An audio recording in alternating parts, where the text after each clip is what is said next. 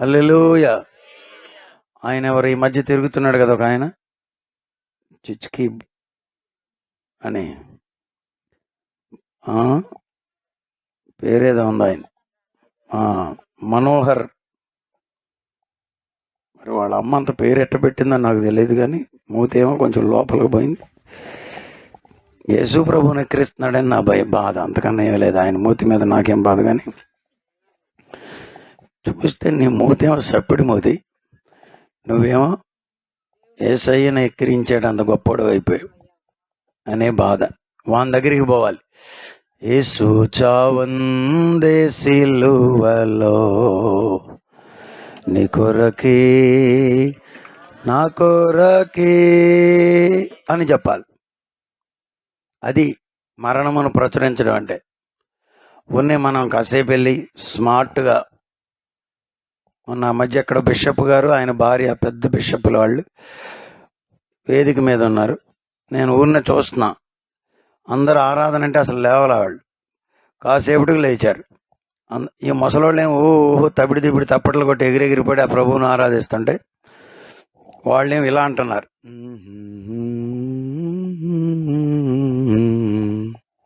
ఇది చూస్తున్నారు మీరు. అప్పుడు నాకు అనిపించింది, ప్రభువా, అంత పెద్ద బిషప్ని అయిపోయి ఊరిని ఊహు అనే కంటే ఏమీ లేకుండా ముసలం చూడు ఎట్లా ఎగిరి నీలో ఆనందిస్తుందో, ఇది చాలు ప్రభువా. మన హోదా మనల్ని ప్రభువులో ఆనందించలేనంత స్థితికి మనల్ని తీసుకుపోతే ఆ హోదా మనకు అక్కర్లేదని చెప్పాలి. మన డబ్బు ప్రభువులో మనం ఆనందించడానికి కనుక మనకు అడ్డం వచ్చే పరిస్థితి వస్తే చెప్పండి, ఇది వద్దయ్యా అని చెప్పడం మంచిది. మనం కట్టుకున్న వస్త్రం దేవునిలో మనం ఆనందించకుండా అడ్డుపడి పడిపోతే చెప్పండి, అది నాకు వద్దయ్యా, హల్లెలూయా అని చెప్పేయడం మంచిది. స్తోత్రం. వాళ్ళేదో అంటారు, భక్తి వైరాగ్యం ఎక్కువైంది నీకు అంటారు. అవునని చెప్పడమే స్తోత్రం. యేసయ్య మరణాన్ని మనం ఎందుకు జ్ఞాపకం చేసుకోవాలి? యేసయ్య మరణాన్ని మనం ఎందుకు ప్రచురము చెయ్యాలి? యేసయ్య మరణించిన రోజున మనం ఎందుకు గుడ్ ఫ్రైడేగా పిలవాలి? అంటే యేసయ్య మరణమే లోకానికి జీవాన్ని తెచ్చింది. లోకమునకు బదులుగా మరణించిన మరణం యేసయ్య మరణం. స్తోత్రం. This is a death which has taken the place instead of us. మనకు బదులుగా మన స్థానమును తీసుకున్నది ఆయనే. మనకు బదులుగా మరణించిన మరణము కాబట్టి మనం ఆయన మరణమును ధ్యానించాలి. ఆయన మరణమును ధ్యానించినప్పుడు మనకు అర్థమయ్యే ఒక పాయింట్ ఏమిటంటే, చెప్పండి, నేను చావాలి. ఇదివరకు చెప్పాను కదా, ఎవరో అడిగారంటే ఆర్ఆర్కే మూర్తి గారిని, ఆయన చనిపోవటం ఏంటి, మీరు గుడ్ ఫ్రైడే అని పెట్టుకోవటం ఏంటి సార్, ఏం గుడ్ ఫ్రైడే బ్యాడ్ ఫ్రైడే అని పెట్టుకోవాలంటే ఆయన చెప్పారంట, అవును బాబు, అది గుడ్ ఫ్రైడేనే. ఎందుకనంటే నేను చావవలసి ఉండగా నా బదులు ఆయన చనిపోయారు కాబట్టి నా చావు తప్పింది. ఇది నాకు చావు తప్పిన రోజు కాబట్టి గుడ్ ఫ్రైడే. హల్లెలూయా.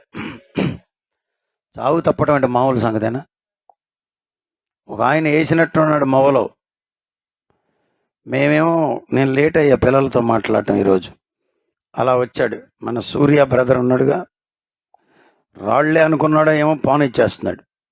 సొక్కేసినట్టున్నాడు, అటు వెళ్ళేవాడు ఇటు తిరిగాడు. నేను ఫోన్లో మాట్లాడుతాను, అని పెద్ద అరుగుపరిచా. అంటే ఏముంది, అంటుకుంటే అవుటేగా.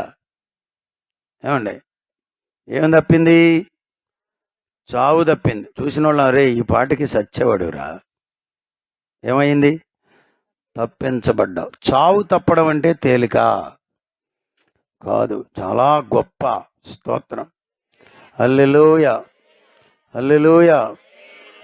నీకు బదులు మరణించిన ప్రేమ, నిన్ను మరణము నుండి తప్పించిన ప్రేమ, నా యేసు ప్రేమే ప్రేమ, నన్ను బ్రతికించిన ప్రేమ, విడిపించిన ప్రేమ, తప్పించిన ప్రేమ. అందుచేత ఆయన మరణమును మనం ధ్యానించాలి. ఆమేన్, హల్లెలూయా. మళ్ళా మర్చిపోతామేమోనని చెప్పండి. ఎవరైనా 1000 రూపాయలు పట్టుకెళ్ళింది అనుకో, వచ్చినాక ఆ ముసలమ్మ ఈ ముసలమ్మతో ఏం చెప్పుద్ది ఇచ్చేసేటప్పుడు?